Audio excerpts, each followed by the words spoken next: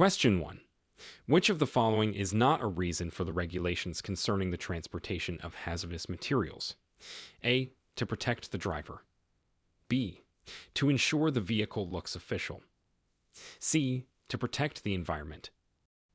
Answer: B. To ensure the vehicle looks official. The regulations are primarily for safety and environmental reasons. Question 2. What is the primary purpose of shipping papers when transporting hazardous materials? A. For advertising purposes. B. To communicate the risk. C. For billing and invoicing. Answer: B. To communicate the risk. Shipping papers provide essential information about the hazardous materials being transported. Question 3.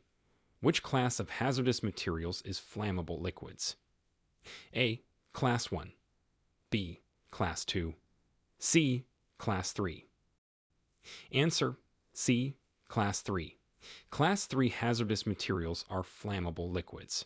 Question 4. If a package contains a hazardous material, it must be marked with A. The shipper's name. B. The type of packaging material. C. The proper shipping name and identification number. Answer: C. The proper shipping name and identification number. This helps identify the risks associated with the material. Question 5. Which of the following is not a reason for a driver to be disqualified from transporting hazardous materials?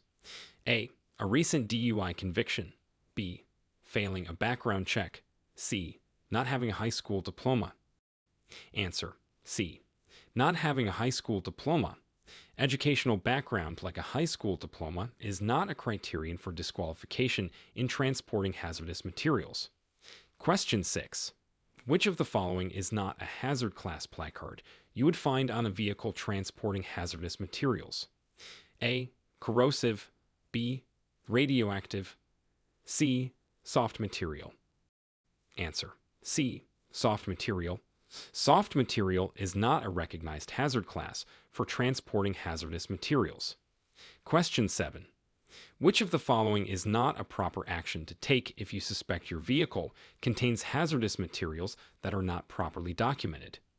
A. Continue driving but avoid populated areas. B. Park and secure the vehicle. C. Notify the proper authorities. Answer: A. Continue driving but avoid populated areas. If you suspect your vehicle contains undocumented hazardous materials, you should not continue driving. Instead, secure the vehicle and notify the proper authorities. Question 8. If you discover a package of hazardous material is leaking during transport, what should you do first? A. Continue to your destination. B. Touch the material to determine its nature. C. Stop and secure the area. Answer: C. Stop and secure the area. Safety first. Question 9. Which class of hazardous materials is gases? A. Class 1. B. Class 2. C. Class 3. Answer: B. Class 2. Class 2 hazardous materials are gases. Question 10. What should you do if you are unsure about the regulations concerning the transportation of a specific hazardous material? A. Proceed as usual and hope for the best. B. Check the hazardous materials regulations, HMR. C. Ask a fellow driver for advice. Answer: B. Check the hazardous materials regulations, HMR. When in doubt, always refer to the official regulations for clarity. Question 11. A hazardous material that poses a minor risk of harm to health, safety, or property is categorized as A. Forbidden. B. Non-regulated. C. ORMD. Answer: C. ORMD. ORMD materials pose a minor risk. Question 12. Which of the following is not a type of bulk packaging? A. A cargo tank. B. A drum. C. A cardboard box. Answer: C. A cardboard box. Bulk packaging typically refers to larger containers like tanks or drums. Question 13. When transporting hazardous materials, you should avoid A. Tunnels. B. Open roads. C. Designated routes. Answer: A. Tunnels. Some hazardous materials are restricted from tunnels due to potential risks. Question 14. The hazardous materials identification number should be displayed. A. On the shipping paper only. B. On the placard and orange panel. C. On the driver's door. Answer: B. On the placard and orange panel. This ensures clear identification of the material. Question 15. Which of the following is a reason to placard a vehicle when transporting hazardous materials? A. To make the vehicle look official. B. To advertise the company. C. To communicate the nature of the risk. Answer: C. To communicate the nature of the risk. Placards provide essential information for safety and emergency response. Question 16. A driver transporting hazardous materials is required to have a special endorsement on their CDL after A. Passing a written test. B.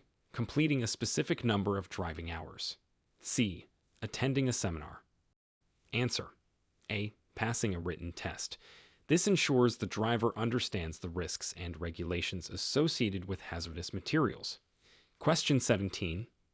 Which of the following is not a type of hazard communication method? A. Placards. B. Horn signals. C. Shipping papers. Answer: B. Horn signals. Hazard communication methods include placards, labels, and shipping papers. Question 18. Which of the following is not a type of hazard class? A. Gaseous. B. Wet. C. Explosive. Answer: B. Wet. While there are various hazard classes, wet is not one of them. Question 19. If a vehicle contains hazardous materials for more than one hazard class, which placard should be displayed? A. The placard for the highest class of material. B. Placards for all classes of materials. C. Only the placard for flammable materials. Answer: B. Placards for all classes of materials. This ensures all risks are communicated. Question 20. If you are involved in an accident while transporting hazardous materials, what should be your first priority? A. Checking the condition of the cargo. B. Protecting yourself and the public. C. Calling your employer. Answer: B. Protecting yourself and the public. Safety is always the top priority in any accident, especially when hazardous materials are involved. Question 21. Which class of hazardous materials is corrosive materials? A. Class 6. B.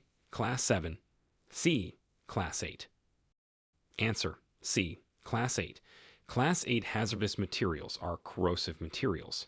Question 22. In the event of a hazmat spill, what is the first thing a driver should do? A. Try to clean up the spill. B. Call their supervisor. C. Secure the area and notify emergency services. Answer: C. Secure the area and notify emergency services. Safety is the top priority, and professionals should handle hazmat spills. Question 23. Which of the following hazardous materials is known to be a carcinogen? A. Diesel fuel. B. Benzene. C. Ethanol. Answer: B. Benzene. Benzene is a known carcinogen and can cause cancer in humans. Question 24. If a shipment contains multiple hazardous materials, how should it be placarded? A. Only the most dangerous material needs a placard. B. Each material should have its own placard. C. Use a dangerous placard if no single hazard class makes up 90% of the shipment. Answer: C. Use a dangerous placard if no single hazard class makes up 90% of the shipment. When multiple hazardous materials are present and no single class dominates, a dangerous placard is used. Question 25. What is the minimum distance from a burning vehicle carrying hazardous materials that you should park? A. 100 feet. B. 200 feet. C. 300 feet. Answer: A. 100 feet. In the event of a fire, you should park at least 100 feet away from a burning vehicle carrying hazardous materials to ensure safety. Question 26. What is the primary purpose of the hazardous materials regulations? A. To ensure safe drivers. B. To protect the environment and public from hazards. C. To increase transportation costs. Answer. B. To protect the environment and public from hazards. The primary purpose of hazardous materials regulations is to ensure the safety of the public and the environment. Question 27. Which class of hazardous materials is oxidizing substances? A. Class 4. B. Class 5. C. Class 6. Answer. B. Class 5. Class 5 hazardous materials are oxidizing substances. Question 28. Which of the following is not a proper action when discovering a leaking package of hazardous material in your vehicle? A. Touching the material to determine its viscosity. B. Isolating the package if safe to do so. C. Reporting the leak to appropriate authorities. Answer. A. Touching the material to determine its viscosity. Direct contact can be dangerous and should be avoided. Question 29. Which class of hazardous materials is toxic and infectious substances? A. Class 5. B. Class 6. C. Class 7. Answer. B. Class 6. Class 6 hazardous materials include toxic and infectious substances. Question 30. Which of the following is a correct statement about hazardous materials transport? A. All hazardous materials are forbidden in tunnels. B. Only some hazardous materials are restricted in tunnels, depending on the class. C. Hazardous materials can freely be transported through all tunnels. Answer. B. Only some hazardous materials are restricted in tunnels, depending on the class. Restrictions apply based on the specific hazard class of the material.